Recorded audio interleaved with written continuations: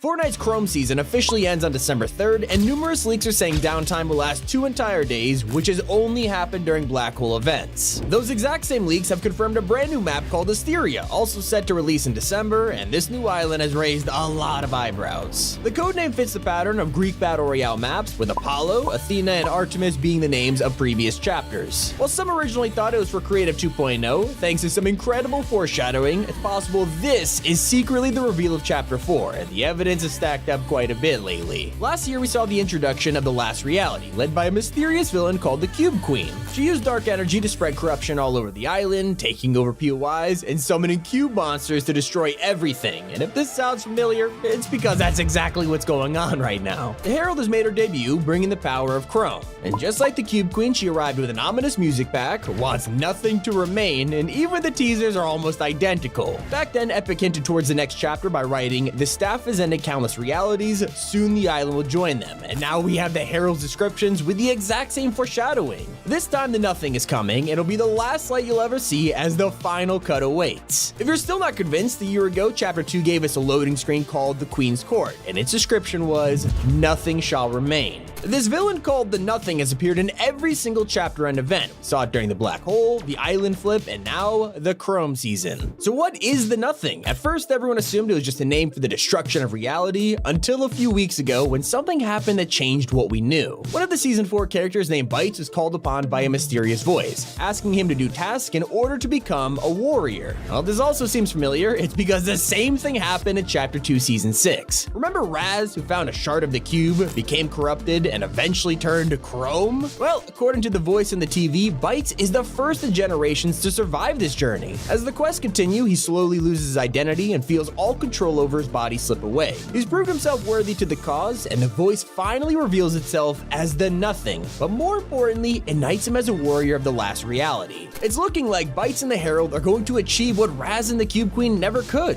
We prevented them from unleashing their full force in Chapter 2, but this time, there is no Seven or IO to help us. We've seen how Chrome is taking over the map, destroying POIs, and consuming everything in its path. There is no way to stop it, so the first solution, which is kinda temporary, is to avoid it. No Sweat Insurance has stepped in and saved any buildings that have a policy with them, which has resulted in places like the Lighthouse and Styx Restaurant being taken into the sky. Hot air balloons are keeping them suspended in the air, making it so the Chrome can't reach them. The last time No Sweat did something like this was saving houses from the flood in Chapter 2, so there's a chance we could see something similar over the next few weeks, until the problem gets a lot worse. It looks like the live event will be centered around the spread of Chrome, and there's a big possibility we'll even see it cover the island completely. During the event, we'll probably have to take refuge on these floating POIs. In fact, the blimp has been taken over by loopers who are flying around trying to save as many people as possible. The damage might be irreversible, and that's why we'll probably have to find a new island in Chapter 4, and maybe all of these hot air balloons will take us to a fresh beginning. With Chrome fully taking over the map, it is all leading to one direction, and if you follow the many paths, we can see a clear connection to the reality tree. We're not exactly sure what that means, but I will point out that on that journey, there's a POI that could have devastating effects if this theory comes true. We know that Chrome has a healing effect. It repairs vehicles, restores our HP, and protects wildlife. So with this in mind, it's pretty interesting that the path goes directly through the Devourer's grave. I'm not sure what kind of power Chrome has on skeletons, but if it's able to resurrect things, this is probably worth keeping an eye on. Let me tell you, the live event will be 10 times scarier if there's a zombie cat is running around. So with that in mind, it's looking pretty rough for the island. 7 are missing, the IO are dead, and there's practically no one left. So how can the Nothing be stopped? The Paradigm is currently working with Jones on a way to defeat the Last Reality for good. She made an impressive escape during the trailer, rushing back to her homeworld through the Zero Point. We talked about how her reality has a good relationship with technology, and if anyone is going to come up with a plan, it's the Paradigm. But there's still some characters that we can't afford to ignore. The Foundation was one of the first members to go missing last season, with his helmet being found near the statue. This is really important because while everyone else in the group also disappeared, this case is completely different. The Imagine was killed during Zero War, while Scientist, Visitor, and Origin were consumed by the Chrome. Even though the Foundation is the most important member of the 7, he vanished without a trace, and that caused a lot of suspicion. He was last seen at at the statue, and if you look at this POI right now, it has clearly been taken over except for one part. The famous bunker door that's been sealed shut for a year remains untouched. Everything else is covered besides this, leading us to believe Chrome can't get in, and if so, who's hiding in here? Could it be the Foundation? Looking on the opposite side of the spectrum, we have his arch nemesis Geno. He was torn apart by the Zero Point in the comics, with every atom of his body scattered across the multiverse. While anyone else would have died from this, the last page shows Geno rebuilding himself piece by piece. He's clearly gonna make a reappearance in Chapter 4, but it's possible he could actually arrive sooner. If we're gonna save the island, this wouldn't be the most surprising way to do it. Aside from a new map and the end of the Fortnite storyline, there hasn't been much info about what we'll see in Chapter 4 until now. Posts have been appearing on social media that showcase Creative 2.0 and what it'll look like. Tim Sweeney confirmed it'll be available this year, and now that images are making their way onto the internet, I think we could see this as soon as December. And even though Creative 2.0 is promising, there's still a ton of stuff that BR is waiting for, like first-person mode.